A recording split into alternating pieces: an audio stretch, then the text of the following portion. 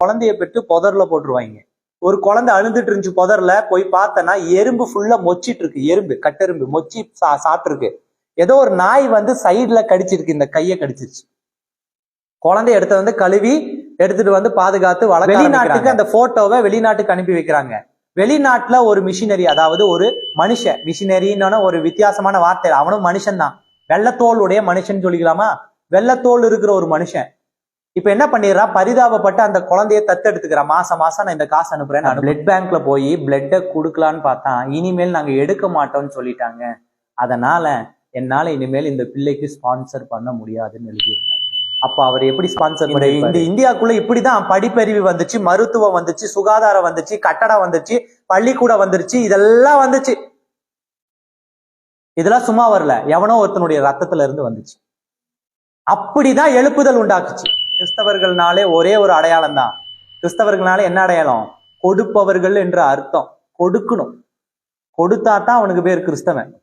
நான் இந்த பேசிட்டு இருக்கிற சத்தியம் யாருக்குன்னா, தமிழ்நாட்டுல மிஷினரியா வந்து சொத்தை வித்து ரத்தத்தை வித்து, உங்களுக்கு தெரியுமா, அமெரிக்கால இருந்து சில வருஷங்களுக்கு முன்னாடி இந்தியாவில் பிள்ளைகளுக்கு, ஏழை பிள்ளைகளுக்கு உதவணும்னு சொல்லிட்டு பல 1000 ரூபாயை அனுப்பிட்டு இருந்தாங்க, காசு அனுப்பிட்டு இருந்தாங்க. அப்போ இங்க இந்த மிஷினரிங்க இங்க இருக்கவங்க என்ன செய்யறாங்கன்னா, அந்த காசெல்லாம் எடுத்துட்டு அங்க இருக்கிற பிள்ளைகளுக்கு, இந்த பீகார் அந்த சைடு போனீங்கன்னா, பீகார் ஒடிசா பக்கம்லாம் போனீங்கன்னா என்ன பண்ணுவாங்கன்னா, குழந்தைய பெற்று புதர்ல போட்டுருவாங்க. அங்க ஒரு கூட்டம் இருக்கு, ஒரு ட்ரைபல் பீப்புள் இருக்காங்க அங்க. இதெல்லாம் உண்மை, அதனால தான் இங்க வீடியோ முன்னாடி சொல்லிட்டு இருக்கேன். ஒரு ட்ரைப் பீப்புள் இருக்காங்க அங்க, ஒரு 100 பேர், 100 ஆண்கள் 100 பெண்கள்னா, அவங்க வீட்டுல இருக்கிற குழந்தைக்கு யார் அப்பா யார் அம்மானே தெரியாது. இந்த வீட்டுல இருக்கிற பொம்பளை அவனோட போய் படுத்து குழந்தைய பெற்றுரும். அந்த வீட்டுல இருக்கிற ஆளு இந்த பொம்பளையோட படுத்து குழந்தைய பெற்றுக்குவான். அங்க ஒரு இப்படி ஒரு கலப்பான கல்ச்சர் இருக்கு அந்த இடத்துல. இதனால என்ன ஆகுதுன்னா, சில நேரத்துல குழந்தைய தூக்கி பெத்தோன்னு எடுத்து புதர்ல போட்டு விட்டாங்க. இப்போ இந்த குழந்தைகளை சேவ் பண்ற ஒரு அமைப்பு, இந்த மாதிரி புதர்ல அனாதையை தூக்கி விசுறாங்க இல்லையா, அந்த குழந்தைகளை சேவ் பண்ற அமைப்பு எடுத்துட்டு வந்துச்சு. ஒரு நாள் ஒரு குழந்தை அழுந்துட்டு இருந்துச்சு புதர்ல, போய் பார்த்தனா எறும்பு ஃபுல்லா மொச்சிட்டு இருக்கு. எறும்பு, கட்டெரும்பு மொச்சி சாப்பிட்டு இருக்கு. ஏதோ ஒரு நாய் வந்து சைடுல கடிச்சிருக்கு, இந்த கையை கடிச்சிருச்சு. குழந்தைய எடுத்து கழுவி எடுத்துட்டு வந்து பாதுகாத்து வளர்க்க ஆரம்பிக்கிறாங்க. இப்போ வெளிநாட்டுக்கு அந்த போட்டோவை வெளிநாட்டுக்கு அனுப்பி வைக்கிறாங்க. வெளிநாட்டுல ஒரு மிஷினரி, அதாவது ஒரு மனுஷன், மிஷினரின்னு ஒரு வித்தியாசமான வார்த்தை, அவனும் மனுஷன் தான், வெள்ளத்தோளுடைய மனுஷன் சொல்லிக்கலாமா, வெள்ளத்தோல் இருக்கிற ஒரு மனுஷன். இப்ப என்ன பண்ணிடுறா, பரிதாபப்பட்டு அந்த குழந்தைய தத்தெடுத்துக்கிறா. மாசம் மாசம் நான் இந்த காசு அனுப்புறேன்னு அனுப்புனான். ஒரு காலகட்டம் வந்தாலும் அந்த பொண்ணு கிட்டத்தட்ட 10வது படிக்க ஆரம்பிச்சிருச்சு. ஒண்ணு செய்யணும், என்னன்னா ஒரு 6 மாசத்துக்கு ஒரு முறை இந்த பொண்ணு ஒரு அதோடைய கையிலேயே லெட்டர் எழுதணும்.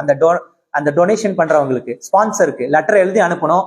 அவர் அந்த லெட்டரை பார்த்து சந்தோஷப்பட்டுக்குவார். அப்பா பரவாயில்லப்பா, நம்ம அனுப்புற காசுல அந்த பொண்ணு சந்தோஷமா அங்க படிக்குது, உயிர் வாழுதுன்னு சந்தோஷப்பட்டுக்குவாரு.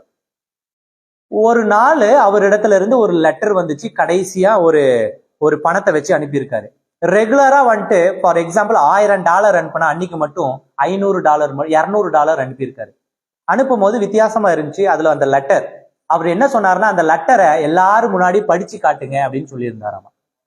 அப்போ அந்த பெண்ணை எல்லாரும் முன்னாடி படிச்சு காட்டும் போது அதுல சொல்லியிருக்கு, இனி என்னால உங்களுக்கு ஸ்பான்சர் அனுப்ப முடியாது அப்படின்னு எழுதியிருந்தாரு.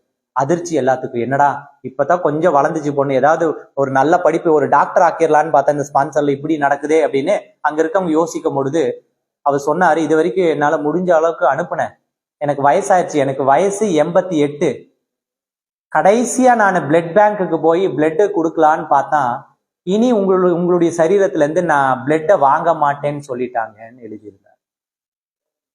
என்னங்க, நான் பிளட் பேங்க்ல போய் பிளட்டை கொடுக்கலான்னு பார்த்தா இனிமேல் நாங்க எடுக்க மாட்டோம்னு சொல்லிட்டாங்க.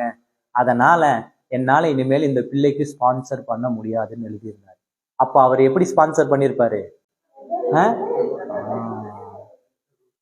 அநேகர் என்னென்னமோ கதை பேசுறானுங்க, அவங்க லட்சக்கணக்கில் கோடி கணக்கில் வச்சிருக்க, அதுல இருந்து பிச்சு போறான். அப்படிலாம் கிடையாது.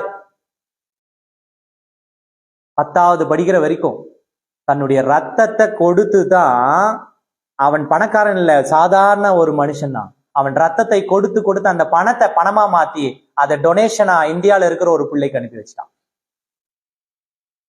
இந்த இந்த இந்தியாக்குள்ள இப்படிதான் படிப்பறிவு வந்துச்சு, மருத்துவம் வந்துச்சு, சுகாதாரம் வந்துச்சு, கட்டடம் வந்துச்சு, பள்ளிக்கூடம் வந்துருச்சு, இதெல்லாம் வந்துச்சு.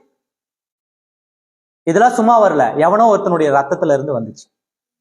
அப்படிதான் எழுப்புதல் உண்டாக்குச்சு.